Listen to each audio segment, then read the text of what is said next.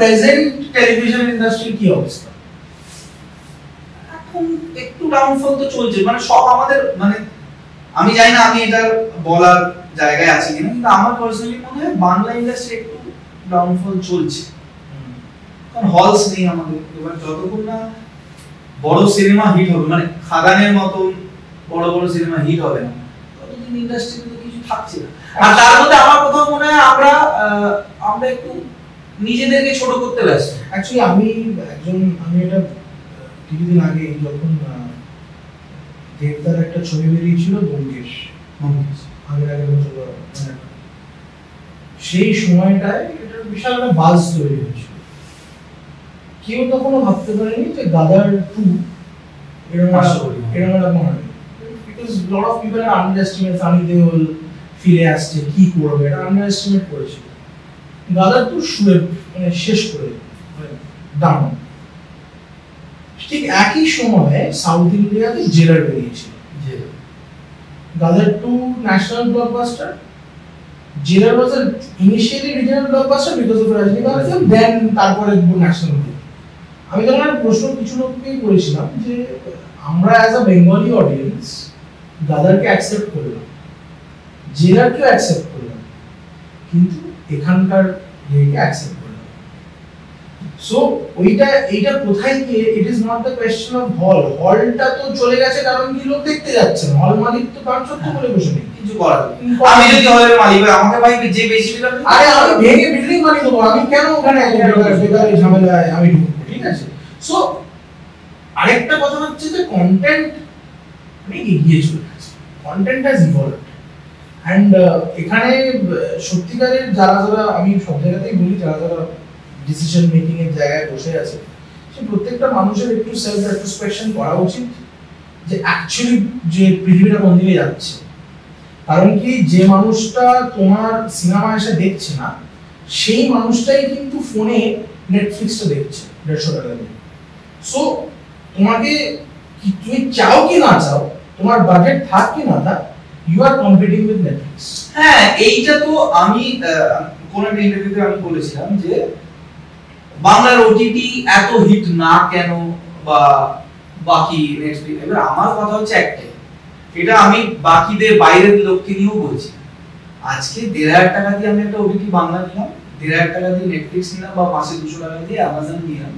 তুমি বলো, আজকে তুমি নেটফ্লিক্স বা অ্যামাজনে বা জিতে তুমি মনোজ বাজপেয়ীকে দেখবে না রাহুলকে দেখবে? আমার বাড়ির লোক মনোজ বাজপেয়ীকে দেখবে, বাইরের লোক কি বলবে? আমি নিজে দেখবো মনোজ বাজপেয়ী, কিন্তু কোথাও একটা আমাদের এই কন্টেন্টটা ভালো করতে হবে। এমন নয় যে বাজেটের ব্যাপার। আরে যারা আমরা দেখি না, আমি বলছি দর্শকের মধ্যে 100 জনের মধ্যে 90 জন মেকিংও বোঝে না, 90 জন বাজেটের ব্যাপার 99 জন বোঝে না। বলছি আমার পয়েন্ট হচ্ছে, যদি বাজেটই হয় 1960s বা 50s এ যখন সত্যজিৎ রায় পথের পাঁচালী বানিয়েছিল, if you adjust for inflation it comes up to 90 lakhs.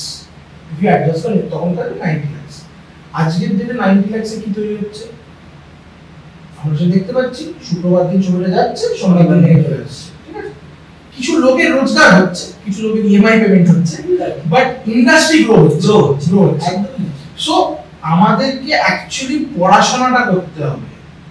আর যারা ডিসিশন মেকিং এর জায়গায় বসে আছে, I have no problem in saying this, because আমার কিছু যায় আসে না।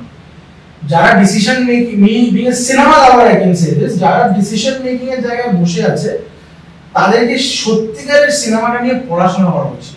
হ্যাঁ, মানে আজকে তুমি যদি নেটফ্লিক্সে কোনো প্রজেক্ট নিয়ে যাও, আমি তোমাকে একটা প্রসেস বলে দিচ্ছি। তুমি ধরো তুমি একটা প্রোডাকশন হাউস, তোমার কাছে একটা সুন্দর প্রজেক্ট আছে, তোমার কাছে টাকাও আছে, তুমি চাও নেটফ্লিক্স এটা গ্রিন লিট করবে, ওকে? ইউ গো টু নেটফ্লিক্স, তুমি যার সাথে কথা বলবে না, সে তোমার থেকে ডবল জার্নি সিনেমা করতে পারে।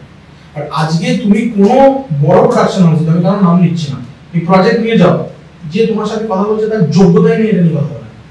That is the problem, because we have gotten, জবের থেকে আমরা ঘরের মধ্যে ঢুকে গেছি ছবি নিয়ে, we have started to celebrate mediocrity.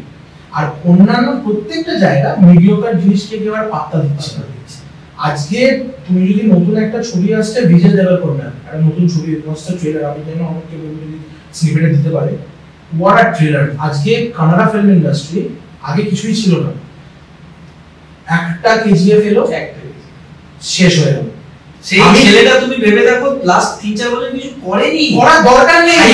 whereas আজকের ডেটেও ও টক্সিক নিয়েও তখন ইন্টারভিউ দিচ্ছে, ওকে লোক এসে সবার শেষে জিজ্ঞেস করছে কেজিএফ চ্যাপ্টার 3 টা আসবে। Same with Baahubali, same with Malayalam যে মার্কো যে মুভিটা বের হলো, what a film, too good, 40 কোটি ছবি ওটা। সেটাই ইনফ্যাক্ট আমার কোথাও একটা মনে হয় না যে মানে আমরা নিজেদের এখানে এত বড় বড় কথা বলি, কিন্তু আমরা কোথাও একটা নিজেরাই না নিজেদের ছোট করতে ব্যস্ত। আমি তোমাকে সিসিএল এর एग्जांपल দিয়েই বলছি। আমরা সিসিএল এর পার্টিতে এখানে বলিউড গান চলবে, হ্যাঁ সাউথের গান চলবে, আমাদের গান চলবে। দেখো আমরা কিন্তু সাউথের ভাষা বুঝি না, বাট গানটা শুনি। এটা সাউথের লোকেরাও জানে যে দে আর নট আন্ডারস্ট্যান্ডিং, তারা চালাবে। পাঞ্জাবি তো হিট আমরা জানি, সব পাঞ্জাবি গান আমরাও জানি, ভোজপুরি গান চলবে। আমরা বেঙ্গলকে রিপ্রেজেন্ট করে আমরা বাঙালি গান চালাও বলতে লজ্জা পাই কেন?